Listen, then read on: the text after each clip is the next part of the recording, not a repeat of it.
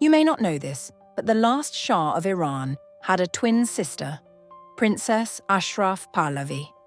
She was called the most beautiful and influential woman in the country. She had many men in her life, and she was criticized for her love of luxury and political intrigues. Yet many admired her fight for women's rights. But why was she exiled from Iran 3 times? Why did the last Empress Farah dislike her so much? And how did she survive exile and the loss of her son? Watch this video to the end to find out how the life of Iran's most controversial princess unfolded. A life still debated to this day. Let's begin. Ashraf Pahlavi was born in 1919, just a few hours after her twin brother, Mohammad Reza. Their father, Reza Khan, was strict. He dreamed of a strong heir, but admitted in private, "It's a shame the throne won't go to Ashraf. She has more will than her brother." This was not praise, more like a curse. She grew up feeling she could do more than she was allowed, but had no right to prove it. From childhood, Ashraf suffered from self-doubt. She worried about her looks and her short height. The princess dreamed of studying abroad, but her father forbade it. At 18, she was married off. It was a marriage of convenience, not love. She cried but didn't resist. But when, in 1941, her brother Mohammed became Shah, Ashraf no longer had to hide her ambitions.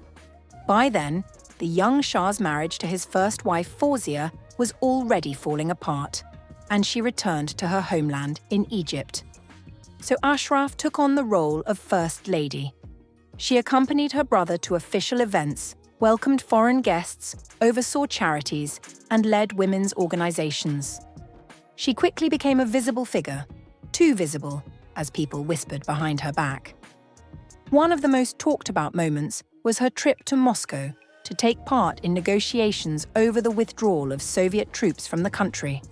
Ashraf personally met with Soviet leader Stalin, made a strong impression on him, and as a sign of respect, he even gave her a mink coat. The troops eventually left, and the mission was considered a success.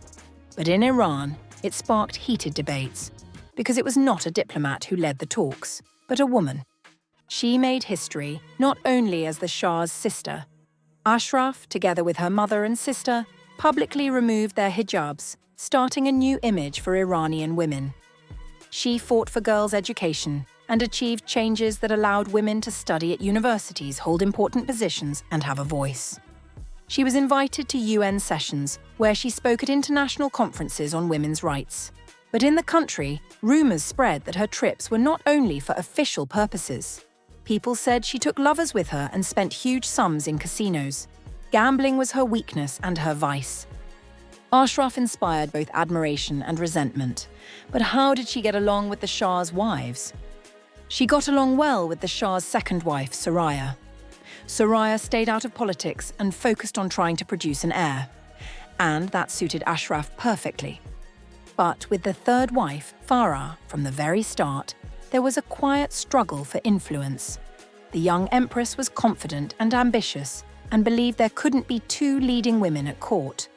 Ashraf had no intention of stepping aside. Even after being exiled from the country, they never became close. Ashraf's personal life was talked about as much as her political influence. She married 3 times, and each time it was surrounded by rumors, gossip, and confusion. Her first marriage took place when she was 18. By her father's will, she was married to Ali Gavam, a member of a powerful Iranian family. It was a political alliance.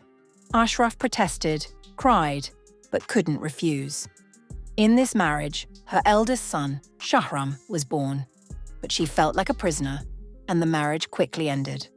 Her second husband was Ahmad Shafiq, an Egyptian and a former military officer. They met during a visit to Cairo. This was real love.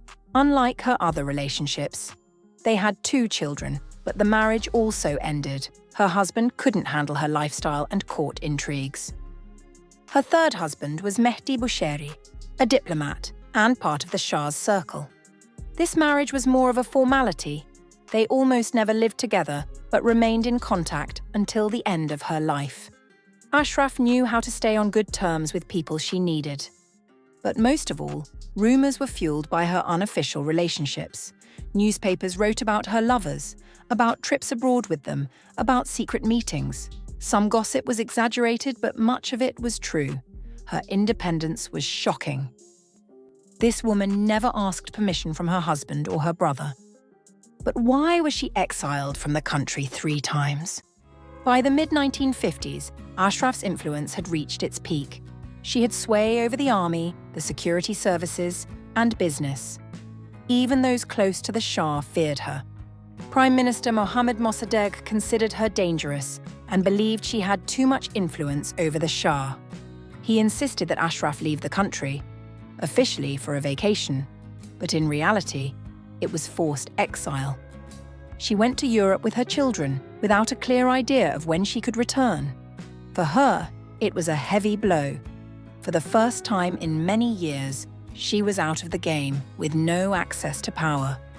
Meanwhile, the situation in Iran was rapidly escalating. Prime Minister Mossadegh nationalized the oil industry, cutting Britain and the United States off from Iranian oil. After that, Mossadegh became effectively stronger than the Shah. The CIA and British intelligence began looking for ways to restore the Shah's real power. They turned to Princess Ashraf. She was given an expensive fur coat and a large sum of money to persuade her brother to stage a coup with Western support. In 1953, Mossadegh was arrested. The Shah returned to power, and Ashraf returned to Iran.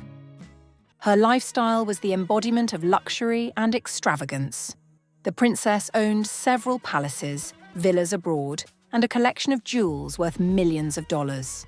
She loved hosting lavish receptions and parties attended by the most influential people of Iran and the world. In the 1970s, she became a symbol of corruption, wealthy, powerful, untouchable, living at the expense of the country. Public dissatisfaction was growing, and the Shah realized she was putting his reputation and power at risk. So he asked her to leave the country quietly, without scandal. This was the start of her second exile, but this time it was the most painful, not from enemies, but from her own family. In 1977, there was an attempt on Ashraf's life. At night, as she returned from the Palm Beach casino in Cannes, gunfire hit her limousine. Her lady-in-waiting was killed, and her driver and bodyguard were wounded. The princess herself miraculously survived. Who was behind the attack was never found out. 2 years later, a revolution took place in Iran. The Shah was overthrown, the country became an Islamic republic, and the entire Pahlavi royal family went into exile.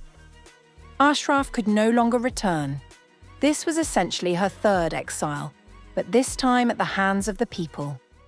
A year later in Paris, she lost her son, Shahriar. He had been trying to organize resistance against the new government. He was shot right outside Ashraf's home. This was the most painful blow of her life. No one was ever held responsible. After that, she almost never appeared in public. She lived between New York and Monte Carlo. She wrote memoirs in which she tried to justify her actions, presenting herself as a defender of women's rights, a reformer, and a patriot. But critics did not believe her and thought she was trying to rewrite the history of her life. She was still accused of corruption and abuse of power. In her final years, she was diagnosed with Alzheimer's disease. The exiled princess died in 2016. She was 96. She lost her beloved brother and outlived all 3 of her children. Ashraf Pahlavi lived her whole life in luxury and did a lot for the women of her country. Yet she never understood why she was so deeply hated. And what do you think about this controversial princess of Iran? Write in the comments. If you enjoyed this video, give it a like. See you soon.